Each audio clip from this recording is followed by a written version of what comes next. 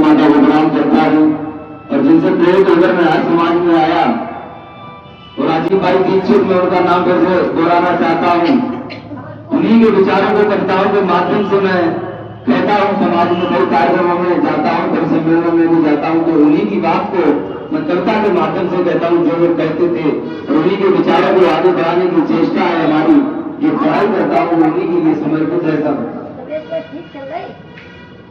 भारत की धरती पर हम हुए विदेशों पर निर्भर, भारत माता तब बुलाई, वो थे दुश्मन लेकिन हमने उनको आगंतुक बना लिया, वो थे दुश्मन लेकिन हमने उनको आगंतुक बना लिया, अपना सुख भुला दिया सबने, उनका दुख निज दुख बना लिया, उंगली तो खुद पकड़ाई थी पर हाथ उन्होंने पकड़ा था, तब देश उन्होंने झगड़ा था, हमने ही कमी बनाई थी, तब देश उन्होंने झगड़ा था, लाख गालियां दो लेकिन कभी हमारी थी, पूरे हम एक लालच में, राज्य के लालच में हम उनको लेकर आते थे और आपस में लड़ते थे, उनकी सहायता करते थे, फिर वो हमें भी मार देते थे।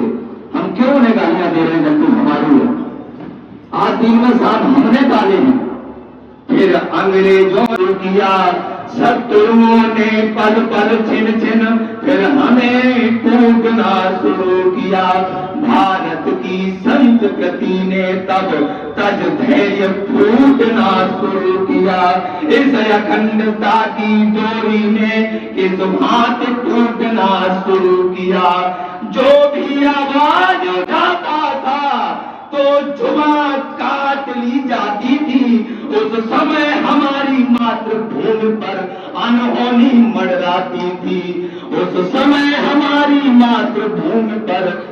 लास्ट वाली पंक्ति पर आपकी तालियों की सहायता मिलेगी तो हो सकता है अधिक से अधिक जुनून आए उस कविता में। एक ही उद्देश्य है कि किस तरीके से उस इतिहास को मैं दोहराना चाहता हूँ आपके सामने कि कर मातृभूमि का चीर हरण, कर मातृभूमि का चीर हरण, खुश होते थे अत्याचारी, थे बैठे अर्जुन जैसे बाणाधारी, उसी सभा में चुप बैठे थे भीम से विशाल गदाधारी, उसी सभा में चुप बैठे थे भीष्म जैसे ब्रह्मचारी, आवाज उठाते तो कैसे ये तो उनकी खुदारी थी, वो चुप बैठे थे क्योंकि ये अपनों की ही गद्दारी थी,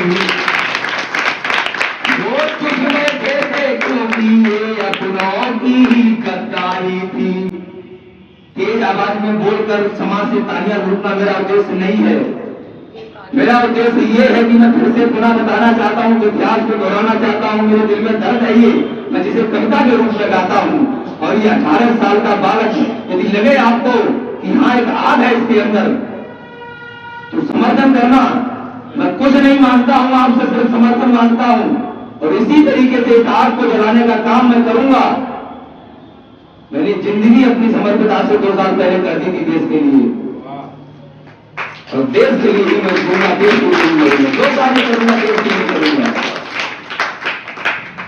लेकिन यति का कुछ नहीं भला, दुष्कर्म सब्र से बाहर था, इसलिए धरा पर भेज दिया वह दयानंद सा नाहर था, इधर झूठ छल द्वेष था, जब गर्दन तक भर गया धरा, उधर टंकरा बासी भी अपने पैरों पर हुआ खड़ा, जब पुण्य धर्म के अंबर में अधर्म के युद्ध में छाए, तब देव रूप में दयानंद इस व्याकुल धरती पर आए, तब देव रूप में दयानंद। योगीराज श्री कृष्ण ने भी कहा है यदा यदा धर्म से भारत, यानी जब जब इस सृष्टि पर धर्म की हानि हो ईश्वर तब मुझे भेजना, मैं अधर्म से लड़ूंगा और धर्म की पुनः स्थापना करूंगा। अरे कब तक अत्याचारों का अत्याचार चलेगा? वही हुआ जब अत्याचार पैमाने पर पहुंच गया तो महर्षि दयानंद का जन्म होता है। वो मूल शंकर बालक किस तरीके से दयानंद बना, कि व्याकुलता छाई थी भू पर, ऋषि ने उसको ही छार किया। बरसा कर क्षिति पर धर्म मेघ, मानवता का उद्धार किया। हर मानव के दिल में तुमने आजादी की ज्योति जलाई। अंग्रेजों भारत छोड़ो सबसे पहले आवाज लगाई। आज कहते हैं कि दे दी हमें आजादी, बिना खड़ग बिना ढाल, और साबरमती के संग तूने कर दिया कमाल।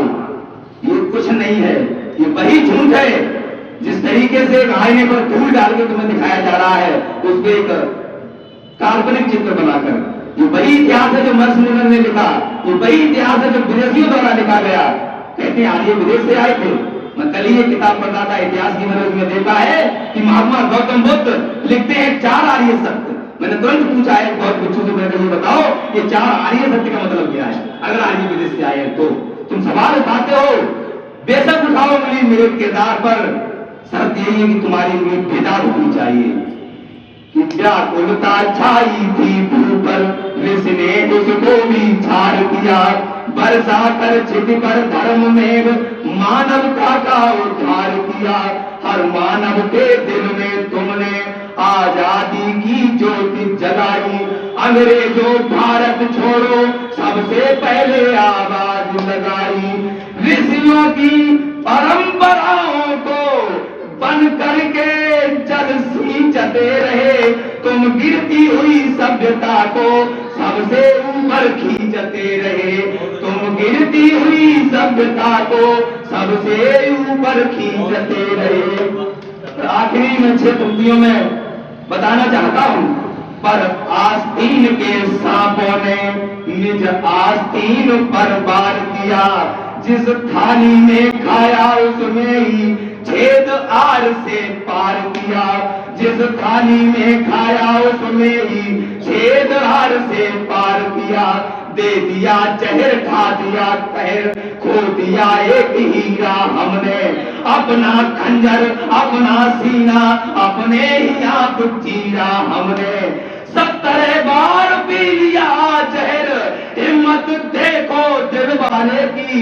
हम याद रखेंगे कुर्बानी उस दयानंद भगवान की। हम याद रखेंगे कुर्बानी उस दयानंद दिल वाले की।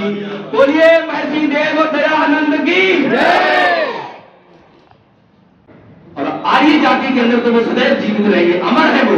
लेकिन कष्ट सिर्फ में इतना ही होता है कि 400 वर्ष जीने वाला योगी सबसे पहले चला गया।